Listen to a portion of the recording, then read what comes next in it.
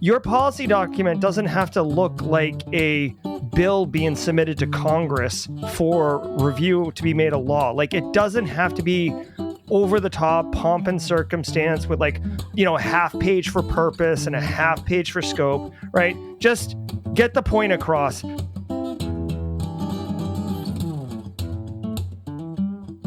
You are listening to the Mindful Business Security Show, brought to you by Focivity, where we answer your questions and simplify information security for small businesses. Get the clarity you need to focus on the things that matter.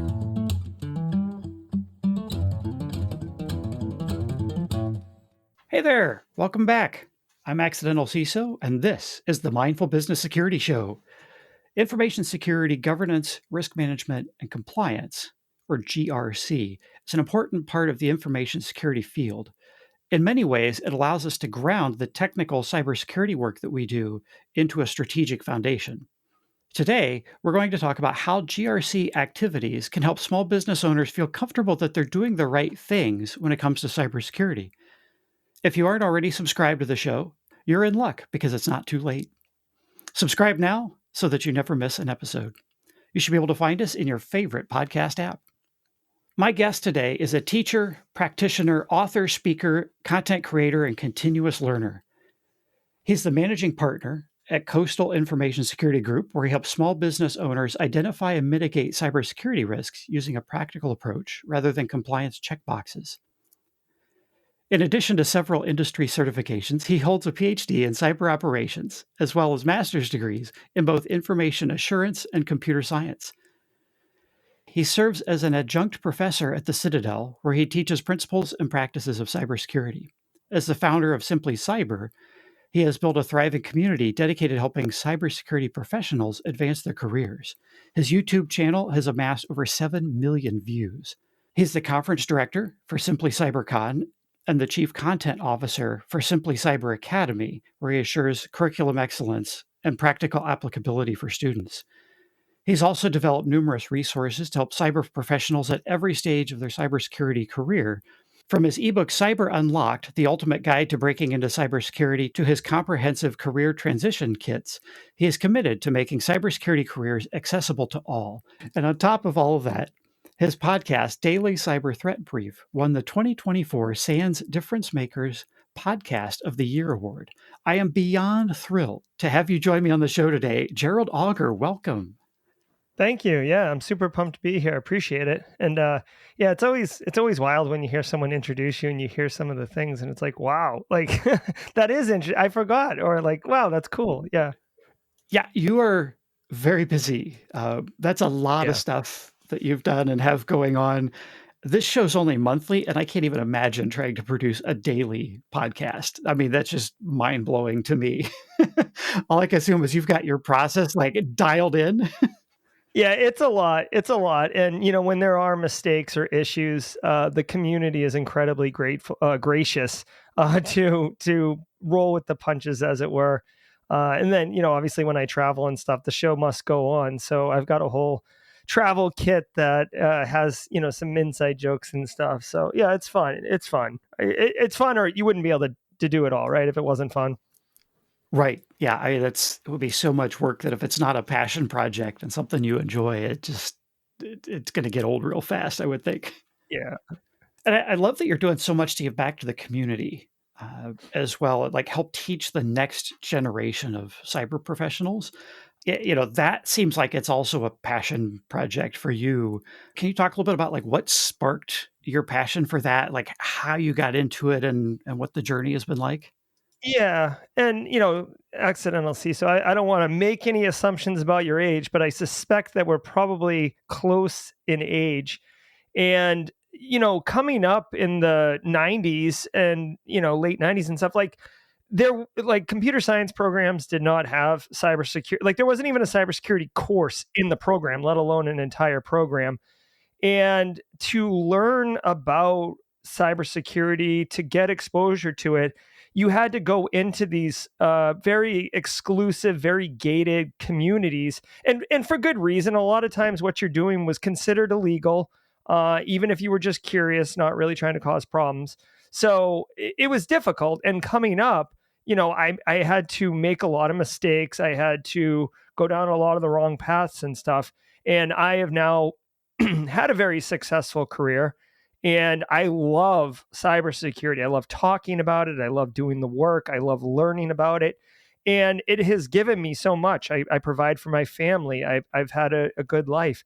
And I feel like I want people to not have to go through all of the struggle and all of the challenges unnecessarily because I've already been there. So like if I can help, the next generation kind of pay it forward, if you will, then hopefully they can level up, get to where they need to be even faster. And then they can, be like inspired to keep it going and keep this momentum going of service and community inclusion and support. So it really does fill me. I love, at my core, I really get pleasure from service and from helping, and helping people in something that I'm so passionate about. It's super easy and it's super rewarding. I remember that time as well. I was lucky enough to stay out of trouble, and I didn't get too far into stuff that would have been too bad, and managed to not have any issues. But uh, Yeah. yeah, it sounds very familiar. We had back then, without Google and without all of the tools we have today, like it was a lot harder to find the information. The barrier to entry was a lot higher, and it really did take finding a mentor or somebody who was willing to take the time to share information and kind of document things and help teach and guide and coach back then. Yeah. I mean, I keynoted Wild West Hackin' Fest last year, and my whole talk was like, we live in the golden age of access to cybersecurity education, and like you try Hack Me and Hack the Box, like those didn't exist. Like YouTube channels didn't exist, Google didn't exist. Like you did, like if you were even lucky to know where to look, you might find something, and it might not even be accurate or aligned with what you're supposed to be doing. So yeah, I mean, we made it through, right? We made it through, but it's just, there's no reason. Just, I'm not a huge fan of like, oh, I had it hard, so you have to have it hard. You need to appreciate the difficulty. Like, there's no time for that. Like, let's just get it going and move on. Agreed. Yeah, that attitude isn't helpful to anybody, I don't feel like. So, and then you transition that into content creation, and you're doing a ton of content creation again to help teach the people. Like, as far as I can tell, like all of your content creation is about getting information out there to people, whether it's cyber news or whether it's how to get into cyber, or information about how to do things in cyber, and technical stuff. Like everything is around teaching and guiding. I just love that. What was your transition then into content creation? Like, was that part of a grand vision that you had from the beginning, or is that something that sort of evolved organically for you into what it is today? Yeah, I'd like to say that I had a grand vision, but as much as a GRC pro as I am, and had always wanted to have structure, I've kind of relaxed a little bit on structure and allowed the near future to be kind of solidified, but the distant future to be fuzzy instead of trying to have it all planned out. What ended up happening, and this may resonate with some more senior practitioners in your audience. A lot of people in cybersecurity, when they reach a certain level of experience, almost feel a calling toward mentoring and helping. Right? It's not just me doing it. Like lots of people, I'm sure even you yourself are doing it. And I would get questions all the time. And for what it's worth, individuals asking me the questions aren't aware that another person just asked me that question 10 minutes ago or yesterday, and I would answer the question because I don't want to be that guy who's like, beat it, kid. I don't have time for you. So I would answer the question, and it reached a point where I was answering the same question quite often, and it was time consuming, and I was struggling with how do I serve this need while also being present for my family and being present for my work. And I was like, oh, you know what I'll do? Like, I'll create a YouTube channel, and I'll make a video answering that question. And then anytime someone asks me, I'll forward them the video, and I'll just say, hey, listen, watch this video. If you have any questions afterwards, come back to me. And I would say 99% of people never came back to me because the video either answered their question, or they were so unmotivated that they literally didn't want to put any effort in, which is not going to help them or be worth my time either, right? Because they're not serious about it. So essentially, there's a joke in my community that pretty much no matter what you ask me, I have a video for that. I have about 1,700 videos on my YouTube channel at this point, and and I have obscure things too. I have like how to go from being a rabbi to cybersecurity. I have how a stay-at-home parent can transition into GRC. Like I have like uber niche things, as well as like, the roadmap to getting into cybersecurity in 2025. I've got those big ones that play well for the algorithm, but I'm trying to serve people. So I'm not playing the algorithm game. I'm trying to like have a video for that. You've got a really unique opportunity here as well to look at cybersecurity from the perspective of not just a content creator and a practitioner, but also as a student and a teacher and a business owner. Have all of those different perspectives informed your approach to teaching, or your approach to your professional work and your consulting? It most certainly has. And I mean, all these different experiences shape your worldview no matter what. And I've always been a huge fan of like maximizing learning opportunities and never making assumptions. I never assume that I've got it all figured out or that I'm the smartest person in the room. Way back, to take it way back in the day, way early, Nintendo games used to come with like an instruction booklet. Like the game itself would have like a how to play this game.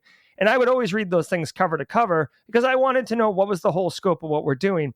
So by leveraging all the things I do, it does help me serve whatever audience. So like I'm faculty at the Citadel Military College. So I understand how to develop curriculum, and I know the common challenges that students who are experiencing the education, I know where they're going to be asking questions, because you get unique ones from time to time, but there's a lot of the same stumbling blocks. So I know like, oh, when I'm talking about this, I should go deeper because there's usually a gap in learning on this thing. So, when I'm talking to other people and, business owners or whatever, when I'm trying to break down what they need to do or why they need to do it or something like that, I'm able to speak at a level that makes sense, at a level of depth that makes sense. Just because, basically I've talked to all these different people and educated in different ways. And it really has helped shape the way I approach things. And honestly, it's given me a lot of empathy and understanding of different perspectives, different diverse backgrounds, different understandings, and I used to be really, really hard about like, oh, this is the way, like I learned this is how it works. And I've come to realize, when all the world looks like, when you know how to use a hammer, everything looks like a nail. Like even if it's a screw, you can nail it hard enough and it'll go down. And taking a step back and being mindful that like, listen, you've got all these different experiences and you can apply them, but don't assume that you're the smartest guy in the room. And that will really convey to the person you're speaking to or to the work you're doing, because you don't seem like arrogant or pushy. You seem like you're collaborative.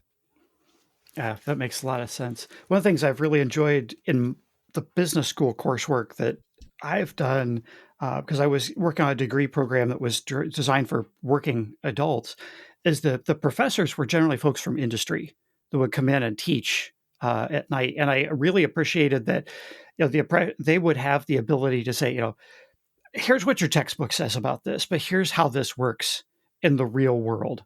And I think like you're uniquely positioned then to help catch things and make sure they're taught in a real world way in the classroom.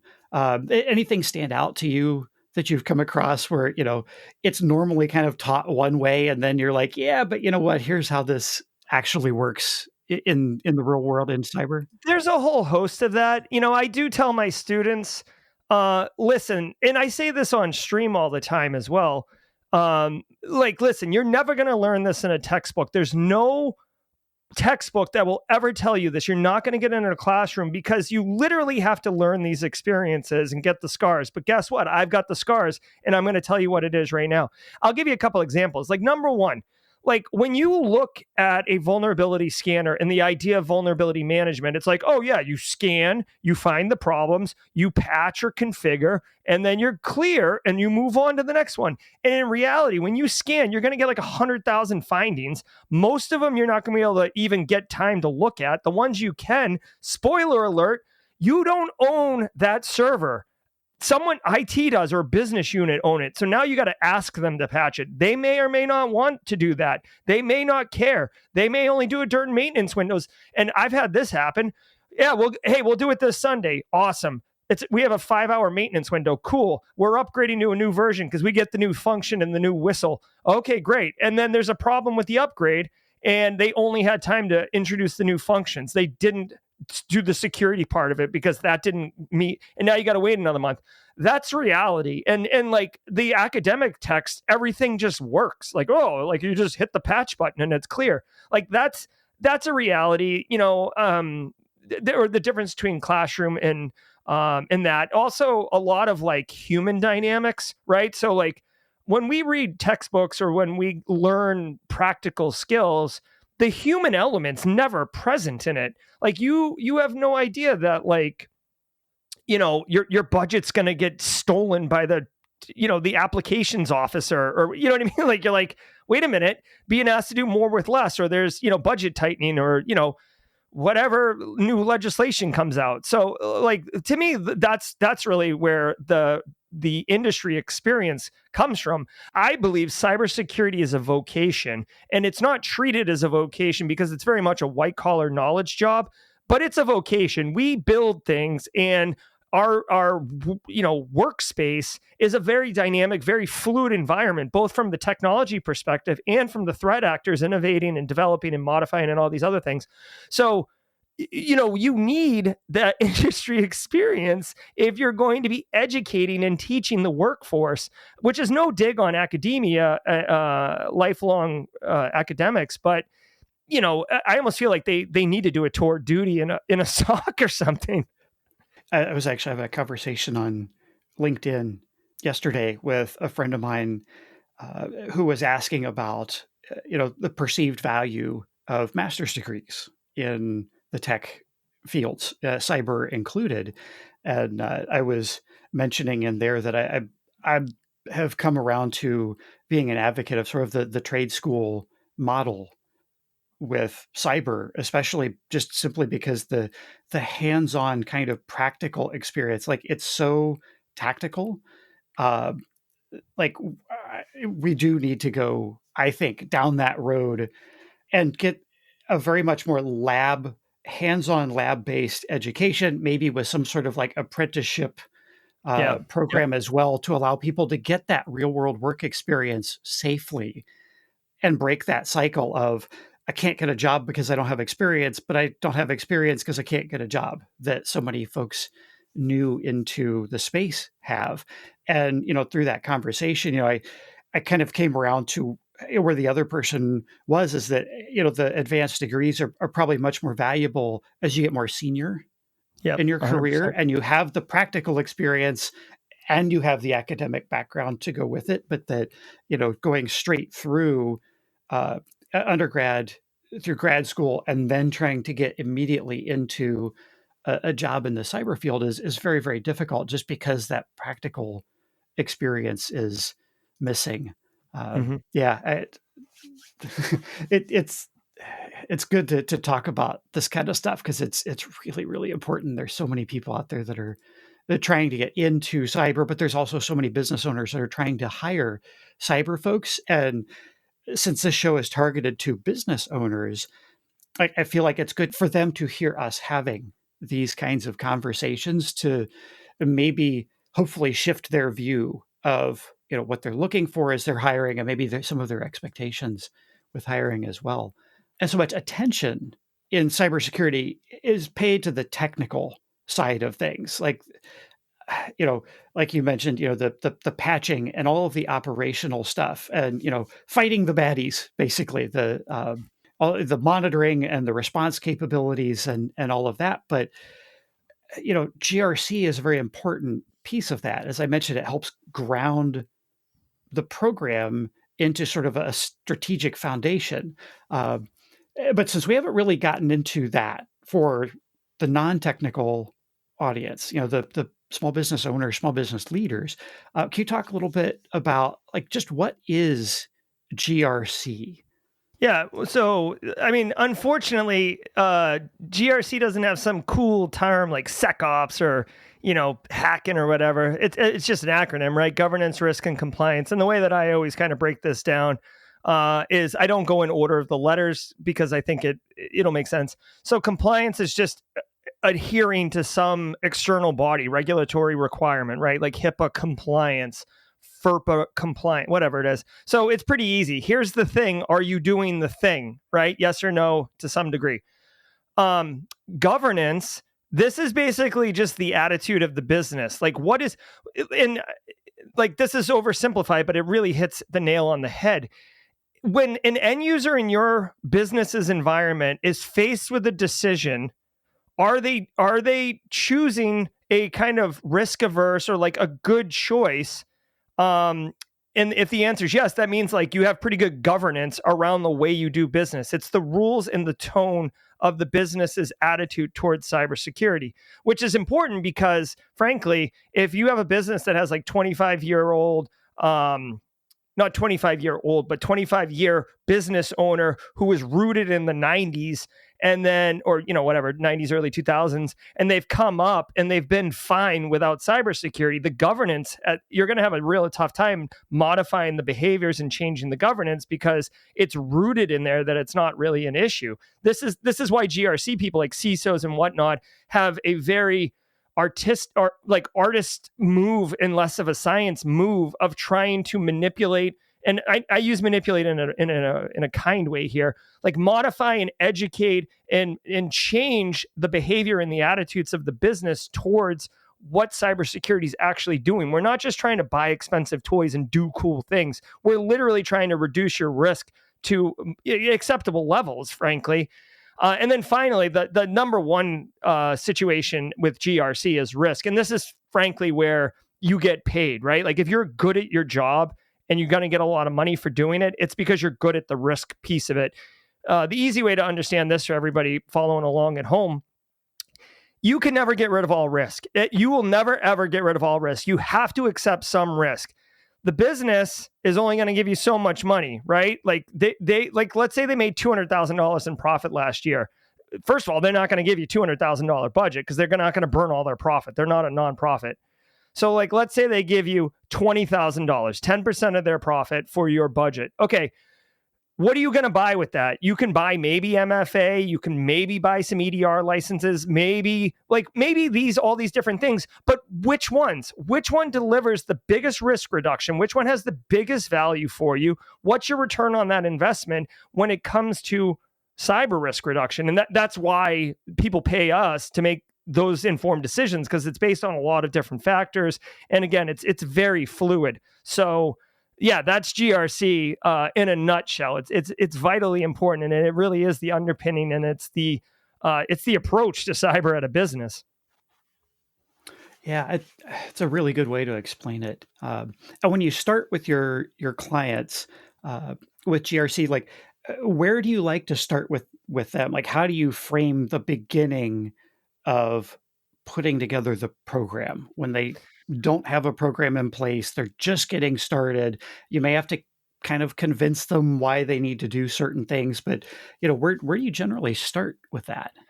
Yeah, for me, most businesses I talk to, like for client work and stuff like that, they're not really into cyber unless they just suffered an attack. If they just suffered an attack, they want you to be wearing a cape and like make that never happen again. But like, let's just put that aside.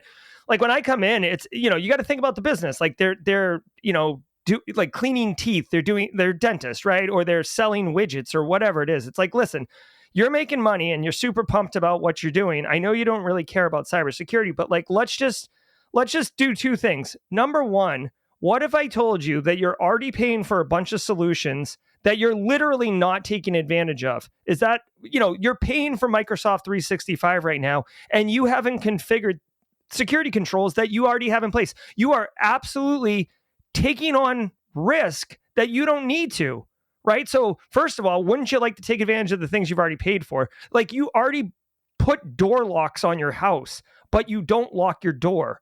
Why? And no business owner is going to be like, because I'm hard-headed and I don't want to lock my, like, they're going to agree with you, right? So first of all, you got that kind of on your side.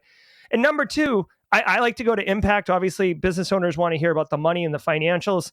And you could say, listen, especially small businesses, they don't really have an idea of like how much their revenue rates are per day or per hour or something like that. But you could say, listen, what would happen to your business if all of your computers were unavailable for 5 days? Like, ransomware is a attack that happens all the time. You can point to 1,000 newspaper articles. Every state has had one, right? Like Spartanburg, South Carolina, school system went down. Minneapolis, school system. Baltimore, the government went down, right? You can point to any of these and say, this could happen to you. It's a very, very popular attack.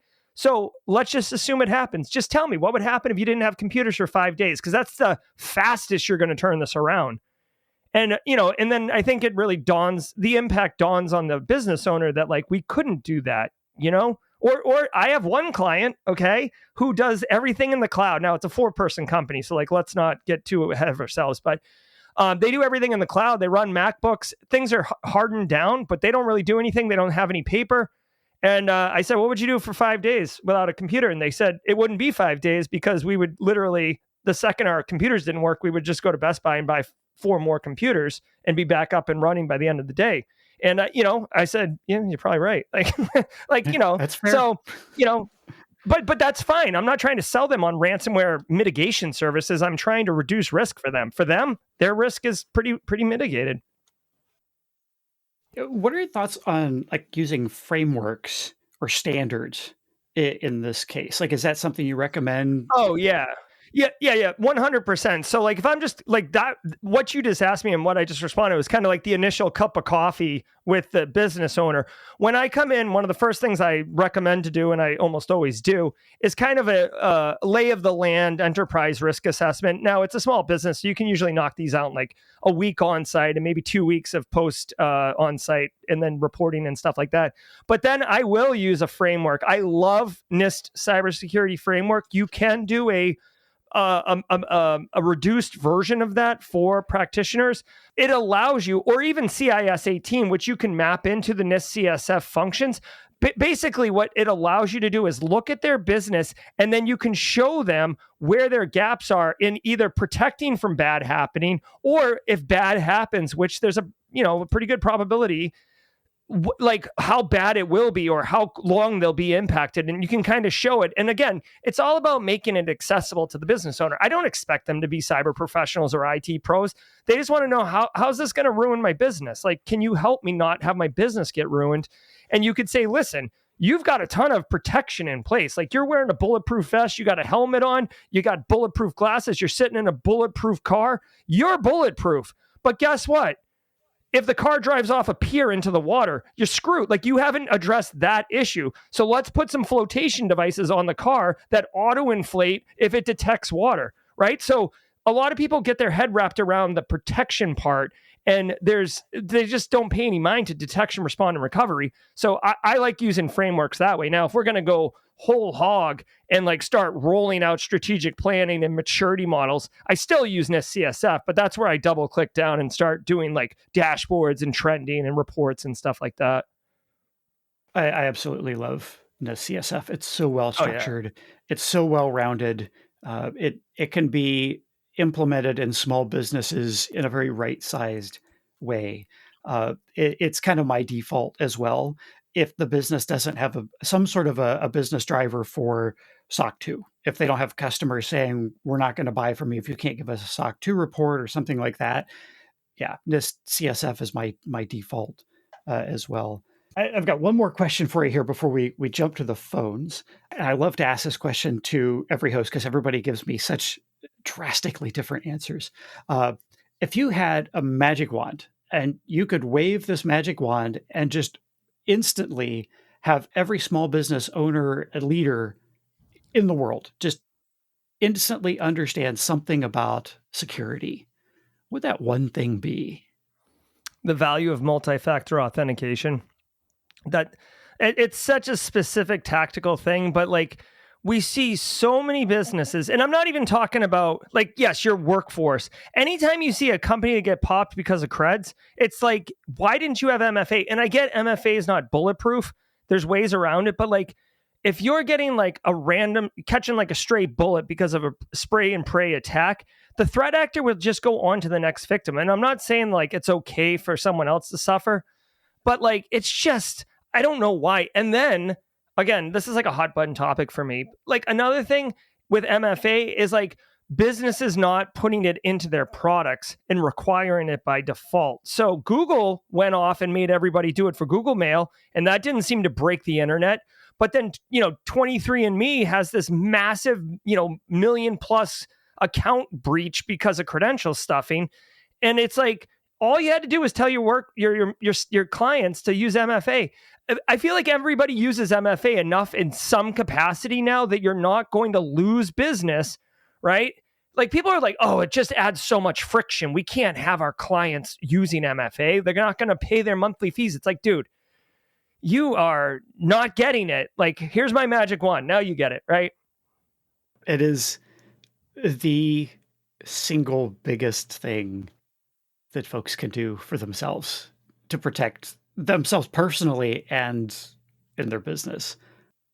Yeah, it's been a while since I've done incident response work, but every IR that I worked on a few years ago when I was doing that as part of the consulting practice, every single one of them, MFA was not enabled. And that was one of the key failings in the program that allowed the breach to happen in the first place. I want to scream into the wind. And it adds a little bit of friction to the process. And there are things that folks can do to make that easier when they implement that. Single sign-on is a big one, so that you may have to do the MFA thing, but maybe you have to do it less often. But yeah, it's so important. Fantastic tip. All right, so we've got some callers here that are anxiously awaiting to ask us some questions about cybersecurity and get some help for stuff they're wrestling with in their business. Are you ready to go to the phones? Yeah, let's light them up. Awesome. Let's go. Do the cybersecurity risks to your business have you confused? Visit Focivity.com/podcast. That's FOCIVITY.com/podcast and sign up to be a caller on a future episode.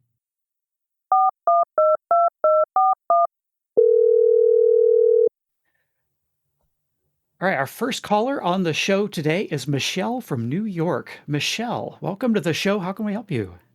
Hey, I'm a freelancer and I do a lot of writing. And I don't have a lot of what you're talking about in terms of information that I manage. But what kinds of security controls can I put in place? And what kind of documentation should I have? Yeah, thanks for the question, Michelle. So when you say freelancer, so we're looking at your business and you're handling a lot of client documentation. Is that accurate? Yeah, but it's not usually proprietary. So I do a lot of marketing work. So it's less personal information. I hear you, and we'll still treat it as sensitive because it's nobody needs to be accessing it that shouldn't. So first of all, I mean, with all the documentation, I have to assume it's a lot of digital documentation. Yep. Are you using some type of cloud-based storage solution for managing the management of those documents? I use Google and I make sure that all of the folders for each of my clients are just for them. I pretty much try to lock down those permissions as much as possible so that only the people who need them have access. And that if anybody actually asks for access, I always check with the client before granting it to make sure if I don't recognize the email address. Great. So that's, I mean, already that you're having conditional based access, you're having, least privilege access, which is a popular control. It's just you in the business? Just me.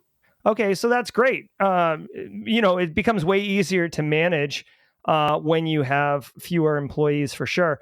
So when I listen to your question, Michelle, the very first thing I would think of is you need to harden your access, right? Because you're the only employee, so you're the only one who has kind of like the keys to the kingdom. So you're essentially the super user. If you don't already have multi-factor authentication, and this is very tactical speaking, but essentially what I'm about to tell you is all the controls around your identity. Like the identity is the perimeter for your business as far as protections go. So you're going to want to do things that are kind of like set it and forget it, like multi-factor authentication. You're going to want to make sure that your password is really strong.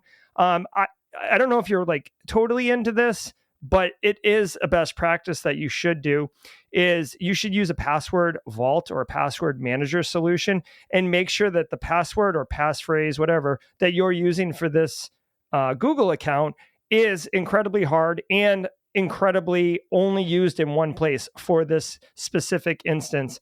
And then, of course, your password manager, you're going to have multi-factor authentication on that because you have to protect the creds that are in there as well. Also, I would ask, where do you access these things from? Do you have like a dedicated laptop? Are you doing it from your phone and laptop? Do you use like whatever computer you find? Mostly just my work laptop, sometimes my iPad, sometimes my phone. Okay, so that's great. So again, just trying to like grow out of like what's the scope of things touching, because it's called cybersecurity, but accidental CISO and I are old enough to remember it being information security. So like I always try to like protect the information and then move out from there.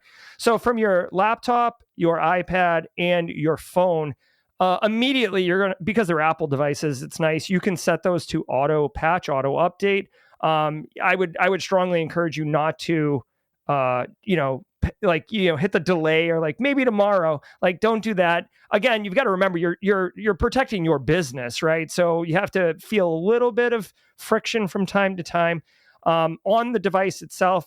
I would assume that you are, and this is no judgment, I do it myself. You're doing a mix hybrid of personal stuff as well as professional stuff. Like, are you, doing social media, paying your regular bills? Yeah.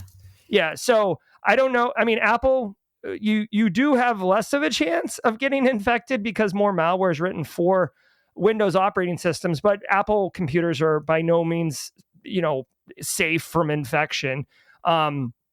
So you may want, just be careful. There are anti-malware solutions that you can kind of put in place to help you. It doesn't solve everything, but you could certainly do that. The other thing I would mention is on your device itself, chances are you probably have local copies or you're kind of doing some type of like hybrid, like so you can edit like on a plane or something. You can set up File Vault, which is a encryption at rest solution. So if someone steals your laptop or you leave it in an Uber, either they can't get it out. Also, I'm assuming that you have to log it. Do you have to log into your laptop in some way, biometrics or? I use biometric for my laptop and for my laptop, my phone, and my iPad. And on my iPad, I also use a biometric before I can log into the Google Drive. Perfect. Yeah. So you're already doing a lot of the best practices, as it were. I feel like there's just a couple opportunities to tune it up a little bit. The other thing that you may want to give consideration to, and this is a little bit like, next level of information security, is having archiving off basically data that you no longer need. So like you had a client from 2 years ago, you haven't worked with them in a while, you still have the folder in the Google Docs. Maybe you mark that as archive and like basically bring it down to some type of localized storage device. You keep it in a safe or something, fireproof safe, and delete it from Google Workspace. Just because if anyone ever gets in your Google Workspace, all of those people, your data is being they're compromising. So just a way to manage your own risk in general is by having less risk, especially since there's no business need for that. Those are the quick things. Accidental CISO, what are your thoughts? I think, man, you've done this before. I can tell. I mean, you've nailed the big stuff. I think one of the technical things that I would mention, and I hate the way that it works when you set up your Google accounts. for Google Workspace or Microsoft 365, where like it walks you through setting it up. And invariably, like you end up with your user is now like the global admin, highest level master admin, but you just created that with your login and your email. And so most business owners end up day to day running their business with their account that's actually the master admin of their environment. So something that I recommend folks do is create an additional admin account in their platform, if that is the case. Because if somebody does manage to get your creds for your account, because you go to log into something, then they potentially can get into your Google account, or if they manage to do something more advanced and like steal your session token or something. So by creating a second admin account, it doesn't have to be licensed for all of the apps and everything else. But it then gets made as an admin. But then once you do that, you can log in as that admin account, and you can take the admin access away from your regular user. And now, at least, if somebody does manage to do something to get a hold of your computer or whatever, and you're already logged in, or they've stolen your session, or whatever, it gives you at least one extra little bit of protection there. A quick question on that, because I'm looking at mine. Does Yeah. that work for regular Google Drive or just Google Suite? That would work for Google Workspace. Okay, so if you just are using a normal Google Drive, Just like a gmail.com Yeah. account. Yeah. You won't have Okay. that, but Okay. it would be but you would probably have that isolated. So you've got one for business versus one for personal. One risk that I also advise folks with using like a gmail.com address or something for business is if you don't own the domain, you don't really own the address. And so if you've got accounts created in other apps and things that use that address, and then for whatever reason, Google kills your account, they terminate you because something in the back end flags it for some sort of fraudulent behavior, you may have really limited recourse in that. So that's something else I really recommend for small business owners is, while it can work to just run with your business name at gmail.com or something like that, there is some risk that comes with that model as well. Okay, so just because I would like to clarify, since you're here and you're answering my questions, I have a normal business email that's like an owned domain. It's Okay. just that my Google Drive happens to have been before I incorporated the business email and the personal domain. But unfortunately, the personal domain is Office, and no one likes that. I mean, I don't like that. Yeah. Okay. So that protects you a little bit better there as well. And then you'd also ask a little bit about documentation. Yes. What kind of documentation would I need? Based on the kind of information you're dealing with, I'm going to guess that your clients probably aren't pressing you for a ton of documentation. Now, sometimes they ask me to have cyber liability insurance, and I have that. And I think I didn't for a long time, but I think it's become a lot more important to me as a business owner to have that. Yeah, that's really important to have. It just, if something happens, it's so expensive to not have it at that point. And I'm trying to think of other in your position, it might be worth just thinking through the things that you do for security and just kind of documenting them in a list and kind of framing it as like, this is my security policy. Like, this is what I intend to do. And, it doesn't have to be legalese kind of policy, formal stuff that you see in a lot of big companies. Like, it can be really lightweight. And, some of it could even almost be checklist based so that when you do set up a new account somewhere, you could refer back to this and just kind of go down the list and make sure, okay, I did set up everything there the way I intend to. Something else that's good to have is some sort of an incident response plan. And if you think about, and that plan doesn't, again, have to be a huge, long document step-by-step details, but something that you've sort of thought through. If something happens, like, who am I going to call? What am I going to do? What steps do I take? Even if it's just high level, so that you're not trying to invent that process right when you do it, and just having kind of thought through and put together just kind of a one-page outline of like, this is what I would plan to do if I'm going to, and maybe have contact information for your cyber insurance and maybe your lawyer and that kind of stuff on there so that you're not digging for it in an emergency. And I actually have a follow-up question. The only real places where there's probably sensitive information is my invoicing system. What kind of third-party vendor risk management should I do for those specific types of applications? Like in case there was an account takeover. Yeah. I mean, so it's a good point. I mean, similar best practices where identity is the perimeter, right? So you'll want MFA. You'll want, if you need to, you may want to do quarterly or annual data exports out. That way, if it gets compromised, you'll still have basically a backup of some capacity. When you're already doing business with this group, so like you may want to either research it or Google or call them or something and be like, hey, listen, if I can't get into I can get in my account right now. I can prove that I am who I am. But like, let's say I can't get in my account because someone logs in and changes the password. What are this, like, what's it look like? How do I get in and deal with that? That would be kind of how I would manage that. Like normally when we say third party risk, we talk about sending a questionnaire out and having them fill that out. But for small businesses and for you, that's not going to do anything. That's just going to waste your time. What you need to do is harden the access and then look at the response capability of like what do you do? Like is it a like it'll send a reset link to an email that you control that's out of band. Maybe that's it. That's a pretty common like tech solution. And what about if they got breached? What do I do if they get breached?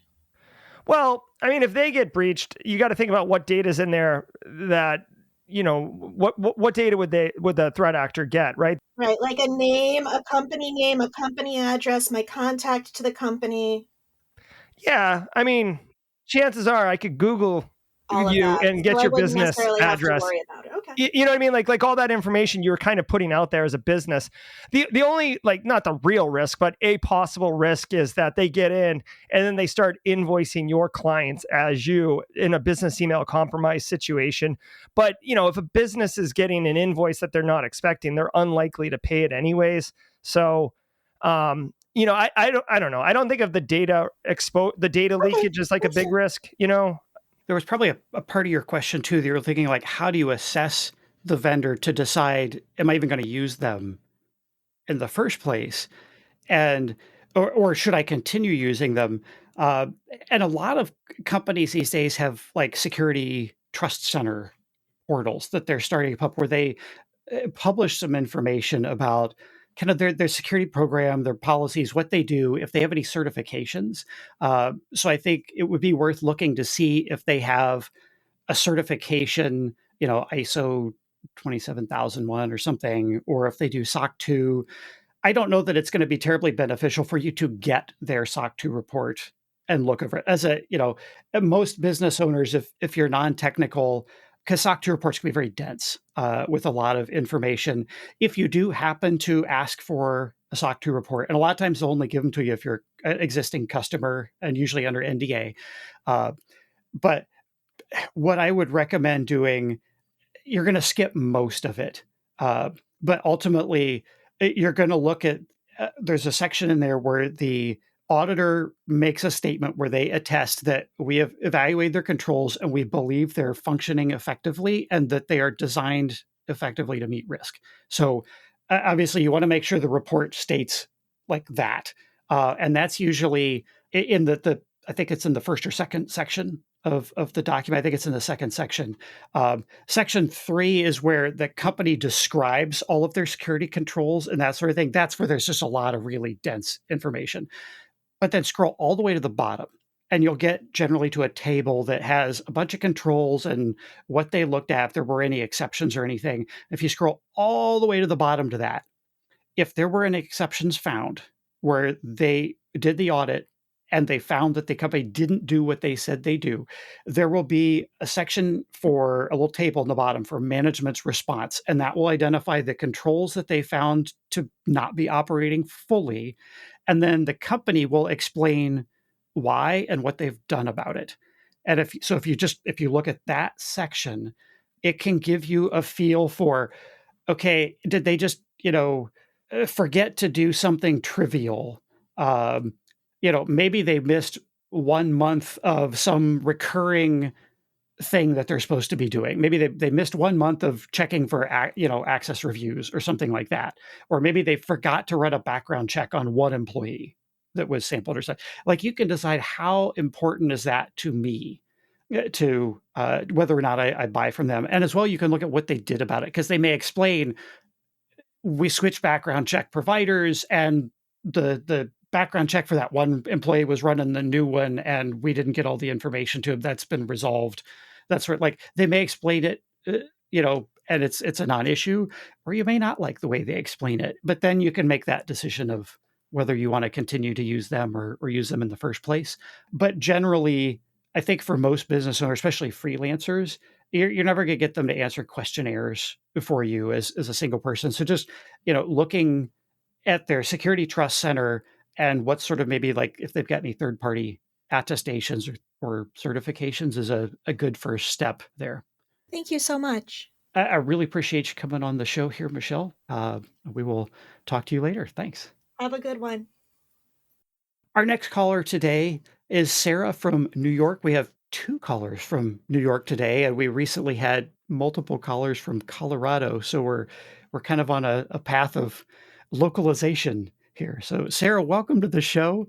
How can we help you? Oh, thank you so much for having me. The question that I have is really around managing costs, because it seems to be, as small businesses, we really do struggle around kind of the freemiums, the freeware, all of that kind of stuff. And sometimes you just don't know whether or not you want to buy something in the initial outset of, like, when you're doing your discovery, you might try like 3 or 4 of some product. And so sometimes I'll use like a garbage email to do those types of things. And I know I'm not alone. I know employees have done this as well. And sometimes what I found is that there's this sort of like shadow IT that is existing out in the world. And sometimes those accounts kind of get abandoned when somebody leaves. I've had employees start up like Facebook accounts in order to be able to manage things, for the company, and then those things get abandoned. So I think the question that I have is, especially in a world when, we're trying to crack down on people doing all of these kind of like credential sharing activities, how do we manage costs, manage some of the risks, and also figure out how to keep our businesses as secure as possible, knowing that the cost for every single license and the cost for buying software for every single purpose that we have can be not exactly possible? Yeah, no, it's a great question. And, for small businesses, like, ideally, you'd want unique accounts for everything, right? That way I can attribute that, Tom logged in and moved money versus accounts team logged in and moved money. And you would almost hope that for the smaller businesses, you'd have tighter controls, just because there's fewer people kind of running around, and it wasn't you, and it's you and Tom that have the access. A couple things jump out right away. Number one, and this is kind of a little bit more ethereal, but like setting governance, right, at the business, saying, hey, listen, like, if you're going to try out these tools and stuff like that, I know you don't want to get spammed with emails or whatever, but like, don't create trash accounts. Okay. You can have a trash account that you use for all the things, and like, maybe that's okay. But really what I would say is, whether it's Google, Outlook, I feel like a lot of them support this now, but you can have Sarah plus freemium tool at Gmail, or Sarah plus, like, the little plus symbol, which will allow you, it'll still get delivered to your inbox, but it'll have that, that ability for you later on to, push it to trash or push it to a folder or whatever. So now you get a trash account automatically without having to deal with some of the nonsense. That's one way to do it. As far as like sharing accounts and stuff like that go, again, I would almost, you're going to have to introduce additional levels of manual process and friction.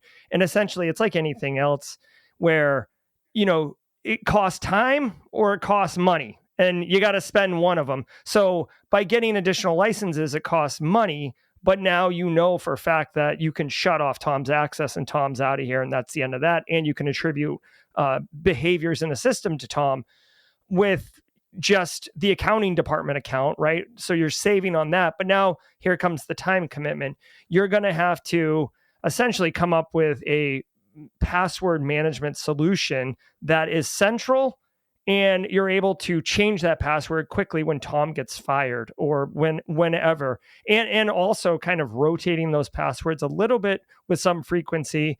And unfortunately, you can't be lazy. And I know, Sarah, you're not lazy, but I have seen clients, like legit clients, where it was like my number one find, like, we need to get this fixed immediately, where they are running Excel spreadsheets on a file share for the whole company with all the user accounts and passwords for all the systems that they need to log into.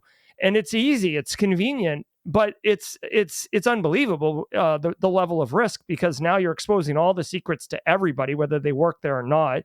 You have no idea who's logging into what. And if a threat actor gets in there, it's like ground zero crown jewels. So, like with the managed accounts, I get it. Like, I have a small business and I have certain accounts that I have given the credentials to other people or a single person to use. And then it becomes like a trust decision, right? So with any type of risk that you're accepting the risk that bad could be done under that account permissions, because you've extended it. But now you make the risk-based decision. Do I trust this person? Not just to make good choices, but to also manage that secret. That's another thing I feel like people don't really think about, is that, like, I trust Sarah. Like, I trust you, Sarah. Like, you can have my Twitter credentials and you can help market me on socials. I know you're not going to do bad, but maybe you like to write the password on a sticky note, right? Like the classic sticky note on the monitor, and now someone gets those creds. So, like, I've introduced risk not because of you, but because of bad cyber hygiene practices that you have. So it really is, time, money, and a risk exposure decision, not to take it all the way back to GRC. But those are my thoughts. Accidental CISO, shared accounts. It's really hard in small businesses because so many SaaS platforms have these tiers, and they can get more expensive than they need to be for small businesses. So I as much as we frown in the industry on shared accounts, I feel like in certain situations, depending on the tool and depending on the kind of data that's there, it may be acceptable to have like just a company login to some SaaS platform. But a lot of this kind of comes down to a tooling thing to solve a lot of times. And I feel like with the SaaS platforms, if there's not sensitive data in there, and you don't need to be able to track who's doing what in the system, like who made what changes, and you don't necessarily have to worry about role-based access in that system, you could use the password manager, because all the major password managers now have ways to share passwords with folks, but you can share it, but check an option, don't actually let them see the password. So it still auto-fills it for them.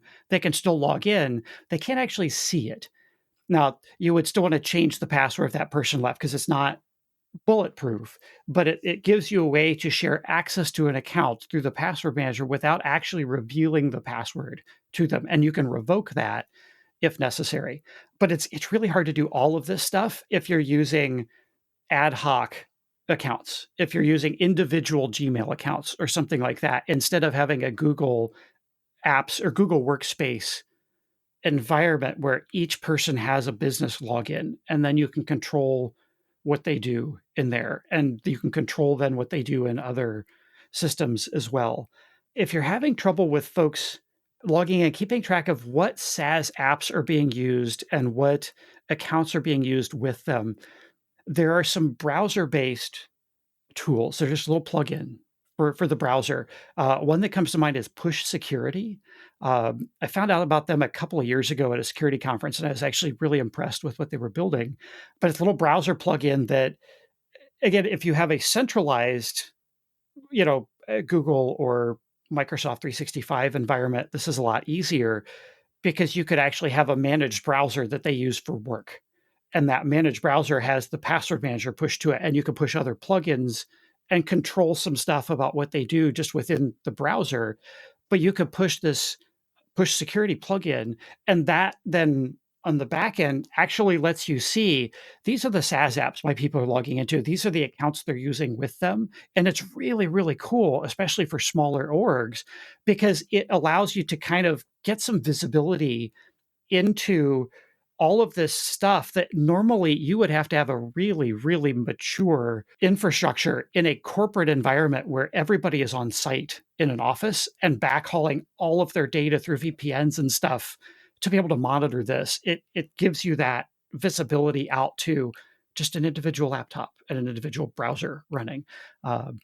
So that's another potential solution to watch there. But again, if you don't have managed browsers set up to be able to push it out, it's something you might just have to coordinate with users, where you send them an email and they click a link and install the thing, and it's there. And then you can just make sure that the plugin is installed and still reporting in periodically to see if it's doing what you're expecting it's doing, and monitor stuff that way.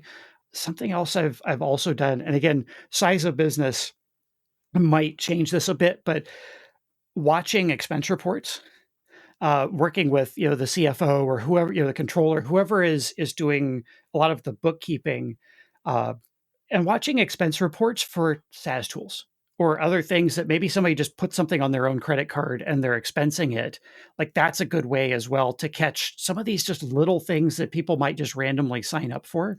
But the real root cause of shadow IT generally comes up because the business isn't providing the right set of tools for the team to be using without friction. So it gives you an opportunity then to back up and think, okay, what tools should we be providing? Do we have the right systems? And then you can look at, what do we need to add? Maybe consolidate a couple things, get some other features, and eliminate the need for the shadow IT. I generally take the attitude, like, people aren't doing it just to be sneaky for the heck of it. Like, they're legitimately trying to do the right thing and get their job done and make the team successful. And if the right tool isn't there, they're going to get creative and find the right tools. And a good friend of mine, Wolf Gorlick, has said creative people can be dangerous. So, if we look at where they're trying to be creative and find, how do we stop them from needing to be creative and just get the right tools into their hands in the first place, I think that goes a long way. I think as a small business, like one of the other challenges is like being able to understand the things that people are signing themselves up for because it's making their lives easier for themselves and it's like a one off. And also the combination that people will have where it's kind of like the earlier days of like the 2000s where it was like, well, if you're going to expect me to use my cell phone or my laptop, then you're going to have to pay me for my device. But like now, especially in small businesses, it's like, well, we kind of just expect you to understand that if you're going to be offering this, that, or the other, and we're compensating you with this, that, or the other, then there's kind of a give and take still about what you're allowed to see as my employer on my device or not. So I love the idea of being able to, like, for the people that you have direct, access to be able to say, yes, you need this because I need to know the liabilities you're bringing into my network. But also, like, the challenge for a lot of this is too, like, if you have a subcontractor or you have a 1099 and suddenly you're like, just kidding, I need to see these other things. And you're like, well, you're not my only person. And then you're like, how do I enforce that kind of stuff? And then the question always then becomes, okay, well, what else can you see? And what else are you doing? And of course, in the day of, mouse jigglers, everybody's nervous. And this, again, gets easier when you have that Google Workspace, or that Microsoft 365 business plan where you're managing the users, providing the users. Because when they need to connect to company email, for instance, both Google and Microsoft can push a security policy to the phone and at least make sure that things like a PIN or biometric, lock is required to access the phone. So if somebody loses their phone, like, somebody can't just pick it up and turn it on and like, oh, I'm right in.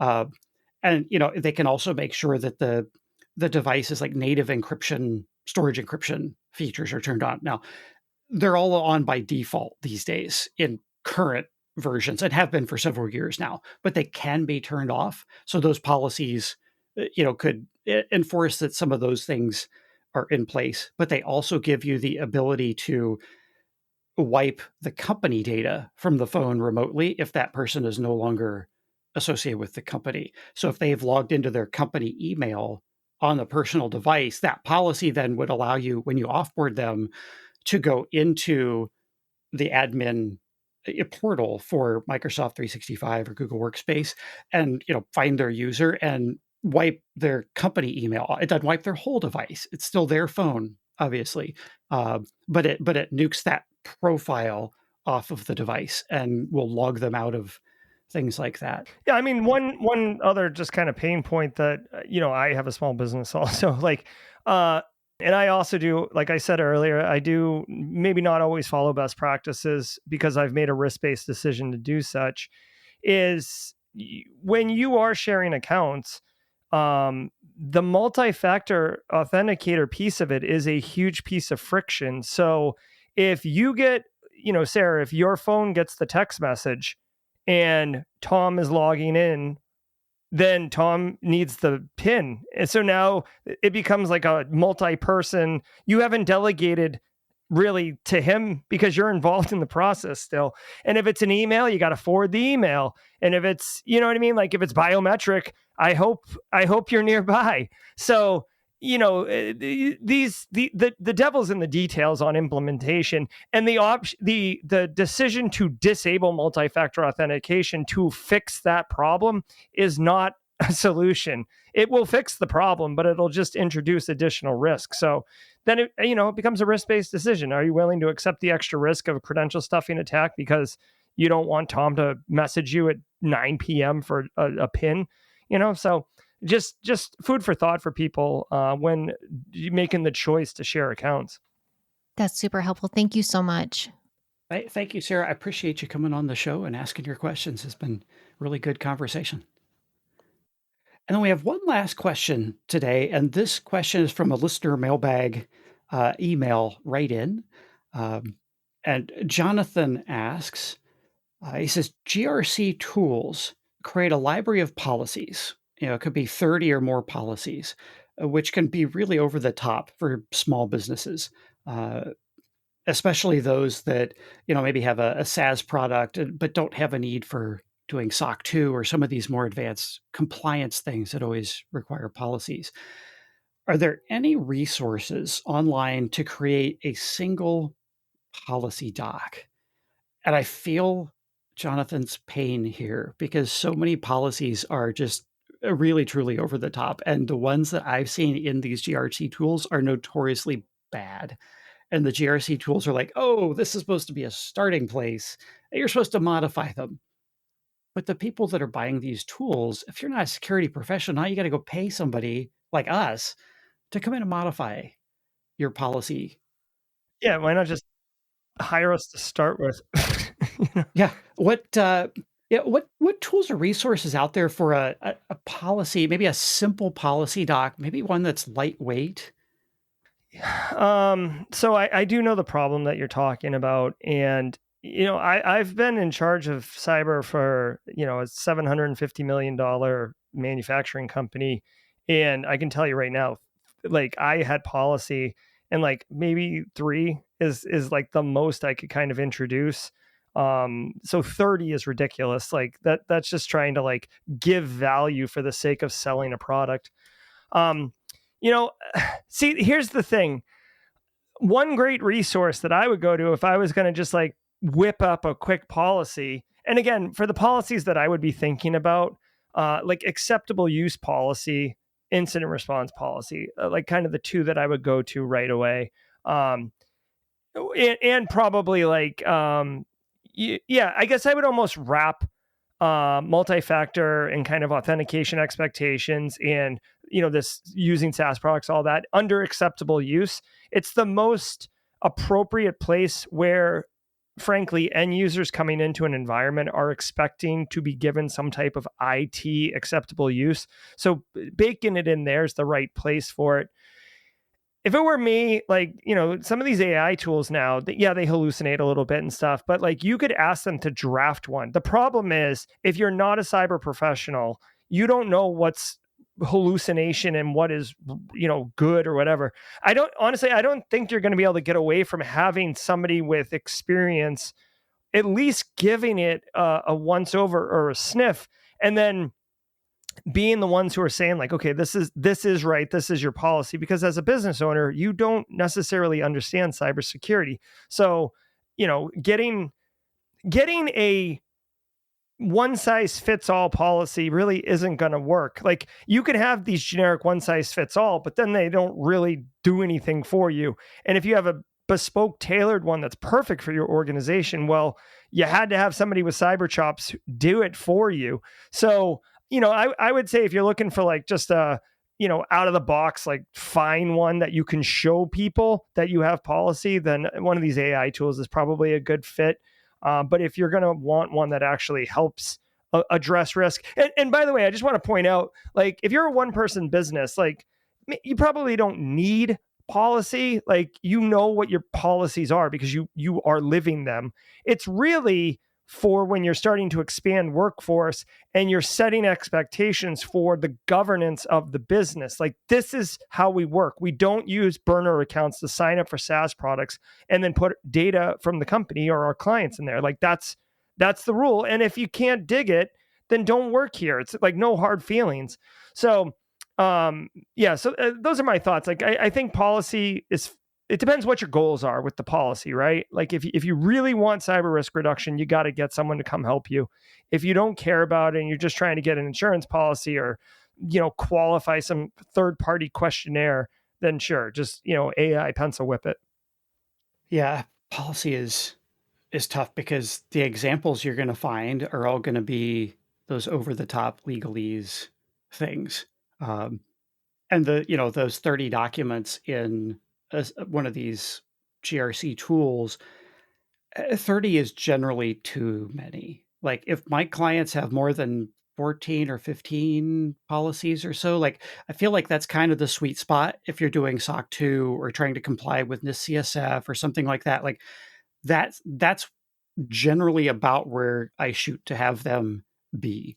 If you were going to use ChatGPT or something for this, I think ChatGPT can probably give you a list of things that your policy should include, and from there, if you ask it for a sentence or two to explain why you should include each one, that why you should include each one could generally be used as a policy statement, because that frames what you're trying to achieve with those controls.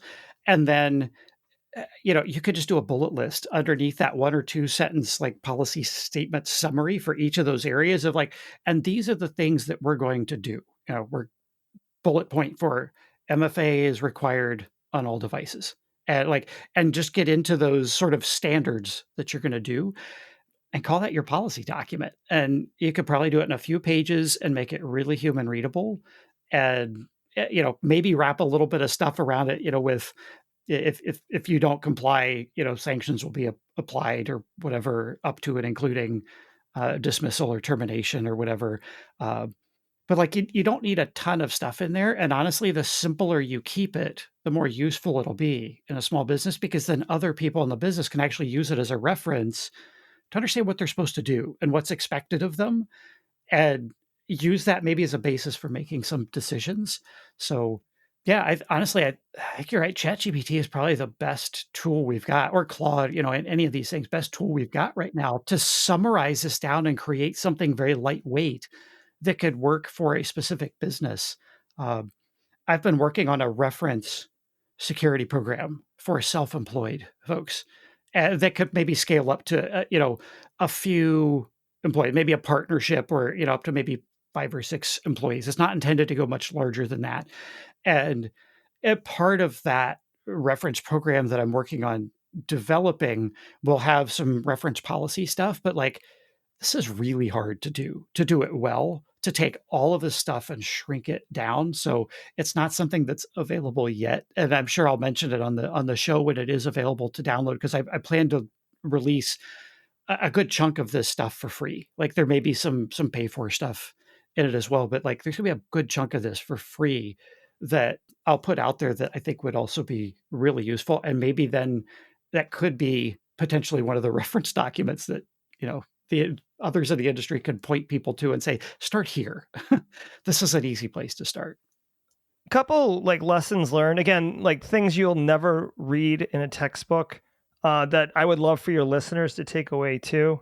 Number one, I love what you said, and I just want to like rephrase it just so it's so important. Like, your policy document doesn't have to look like a bill being submitted to Congress for review to be made a law. Like, it doesn't have to be over the top pomp and circumstance with like, a half page for purpose and a half page for scope, right? Just get the point across. Number two, this is something I do. Your mileage may vary, but sometimes in order to comply with regulations or whatever, your policies have to say very specific things. So sometimes you'll have a policy statement that is very difficult for the workforce to actually understand what the heck it is, and they'll just ignore it because they don't understand it.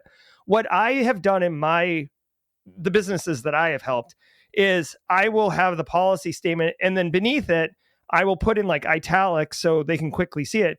I will put in like a human readable, simple English explanation of like expectation. Like multi-factor should be used on all accounts or whatever, but like that's kind of an easy one. But like, just basically, if you create an account like, this is what it would say. Like, if you created an account in a SaaS product, a cloud solution, like wherever, you just make sure you do username and password and something else. Like, it's almost always going to be a username and password, right? Like, so you can just put that in there and they can wrap their head around it. And the other thing I would say, and this one flies in the face of reason, but I'm telling you, I like to make it a single document, and I just call it like the policy catalog, and then you can use headers and whatever. But the ability to open the policy and hit Control F and look for the word authentication or patch or password. I can't tell you how many times I've wanted to look up a policy to show someone, or someone's literally trying to figure out what's the policy here.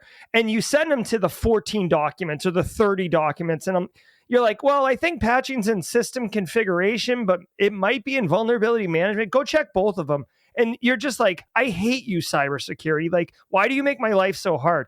So having a single doc, it's just open the InfoSec policy and hit Control F. Yeah, I'm a big fan of the single policy doc as well for small businesses. And usually where I start, like, when I get to the point where should it be multiple docs or should it be a single doc, where I usually coach folks is, are you going to have multiple owners? Is the owner of all the policies going to be the same person? Then put it all in one doc. Yeah. Now, if you get to a point where one person owns almost all of them and maybe somebody else owns one or two of them, maybe split those two out into another one. Maybe there's an HR policies doc and then an IT policies doc or something. Mm-hmm. But even with those, I feel like the HR handbook and a comprehensive single policy document pair really well together, and you can cover usually everything you need with just those two in most small business environments. Yeah, 100%. And if you really want to take it to the next level, I know that this isn't for everybody, and it's not as easy to update, but I also like making a video. Okay, now I make content all the time, so maybe it's a little easier, but it doesn't have to be fancy and have fancy lights and everything, but just a quick little video like saying, hey, like, I'm Jerry, I'm in charge of information security here. Like, basically, here are some rules to follow while you're here. And then outline, you don't have to read the whole policy document, but outline the big ones: multi-factor authentication, patching, watch out for phishing email. If you find something or you have any problems, it's okay. Here's my email address. Write it down right now. It's also in the policy document. If anything comes up, email me, or here's my phone number, right? Basically, why I'm telling you this is because people do want to do the right thing. And sometimes bad happens, or they're not sure on the policy, or they're not going to read the policy. But a video it's personable and you're introducing yourself. So now you've broken down the barrier between the workforce and the InfoSec office. So like when they see you, they're like, hello, I see you, or they have a problem, they'll call you. I honestly, in all the businesses I've worked on, it's definitely made basically detection of the human problems come way faster instead of me having to find it on the wire. Like they bring it to me. And also this is great too. It helps instill a culture of cybersecurity, because a lot of people will come to me and say, hey, I've got this personal problem. Like my aunt is in love with somebody and sending money, but it seems really dodgy. Like, what do you think? And, I'll help them with that. It's outside the scope of the business and the work that we do there. But by helping them with that, like you're putting in their mind, like, oh, these are the things I should do to protect my family. And now they care. So they're going to bring those things into the workforce. So you're actually, planting seeds, basically. The other takeaway that I want to reiterate for our listeners today is the tools that are out there from Microsoft and Google and these other things for businesses specifically are just so incredibly valuable from a security standpoint. Like, it is a little bit of money. Yes, $20 a month per user. But for what you get for that, it really is just not worth the risk to not pay that $20 a month to, Microsoft or Google, to have your custom email domain. All of your users are on it. They log in. You can control their access. You can control what they can see, what they can't. You can control if they log in when you need to, if you're offboarding somebody, you can control single sign-out. You can enforce MFA on those things. You can tie all of this stuff together with other SaaS apps that you use even, and then they can log in with their Microsoft account or their Google account. Just by having that $20 a month subscription, like, you get so many more tools and so many more capabilities that you can start building on to secure your environment and not have to jump through a whole bunch of hoops to do everything in an ad hoc manner, to the point where the time that you spend trying to manage things in an ad hoc manner is way, way, way more expensive to you as a business owner or business leader or manager than that $20 subscription. When it really comes down to it, like doing all these things manually and trying to keep track of the myriad of different accounts and systems and who's got what and what's shared with who, and logging in and, oh, I need to get the SMS message from this person. Like, the loss of efficiency and the extra time, what could you be doing with that time to drive the business forward and build more revenue? That $20 a month subscription, that should be a no-brainer to me. Like, I know that for a lot of small business folks and freelancers especially, they're like, God, I don't want to spend money on anything I don't have to. But as a freelancer, small business owner, single person company myself, I have that Microsoft environment. I do everything through it, and I have set it up in such a way that, like, stuff's still centered there, the same way that I would coach my clients to do it and their small businesses to do all of those things. And it is absolutely worth the money to do that. Yeah, 100%. It's like your time. Time is valuable. You might think you're saving a nickel, but you'll end up spending a dime. Opportunity cost it's really insidious, because where it generally gets hid in small businesses is payroll. Mm-hmm. It's the time that people spend doing one thing that isn't the right thing. And they're not doing some value add thing, and instead they're doing something else. And you never really see it, because it's just a little bit of time. Or maybe the employees, they're on salary and they're just working an extra 20 minutes a day. And nobody even really thinks about it, but, like, that's their time that they're never going to get back. Or as a business owner, that's your time you're never going to get back. If you're just putting in extra hours to make up for it, that's even more expensive than dollars, I think. So it's worth it to have the right tools. And actually, the last month's episode, when this comes out, this will be the episode that came out a month ago. And as we're recording this will come out next week, was around Microsoft 365 and Google Workspace security in small businesses. So this actually is a really great episode to follow that with. So I'm excited. Oh, that's perfect. Oh, Gerald, where can folks find you online? If somebody wants to follow up and send you a message or reach out or just find your content, where should they go and how should they find you? The easiest place to go would go to simplycyber.io/socials. And that's a landing page that basically has all the projects I'm working on and all the socials and all my community stuff. So it's very much the landing zone for everything. But if you're just trying to do something easy, it's Simply Cyber on YouTube, right? Simply Cyber. That's the name of the community, the business, whatever you want to call it. And I'm over there every morning. The flagship show, the one I won the Podcast of the Year award, is the 8 a.m. to 9 a.m. Eastern time, Monday through Friday live, where I basically break down the top cyber news of the day. I have no idea what the stories are going to be.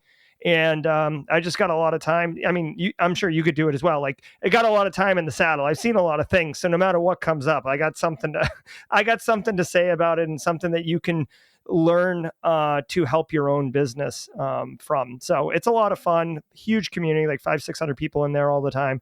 And it's cool. Yeah. So come check it out. Sweet. I will put links to that in the show description so folks can click that and find you easily. Thank you. Gerald, this was awesome to have you on the show today. We had great questions from the callers and the mailbag question as well. Good, really, really relevant conversation, I think, for small business owners. And I hope that this was valuable to them. So thank you for coming on the show with me. This is going to be another wonderful episode. Yeah, my pleasure. Thanks for the opportunity and for the reach out. It's fun collaborating with other people in our space. Absolutely. I love it. There's no such thing as competition in this space. There's too much work to do. No. And there's not enough people. There's not enough of us to do it. So collaborating is the only way to do it. And I love it. And I also want to send a huge thank you out, as usual, to our listeners. We do this for you. I hope this is valuable, that you were able to learn something today. Thank you for listening, especially if you're still listening now at the very end of the episode. So that is all we've got for this episode for you this month. Until next time, I'm Accidental CISO, and stay mindful. Don't miss our next episode. Be sure to subscribe in your favorite podcast app and follow us on social media. Visit focivity.com/podcast. That's FOCIVITY.com/podcast for show information and links to our social media pages. This has been the Mindful Business Security Show, brought to you by Focivity.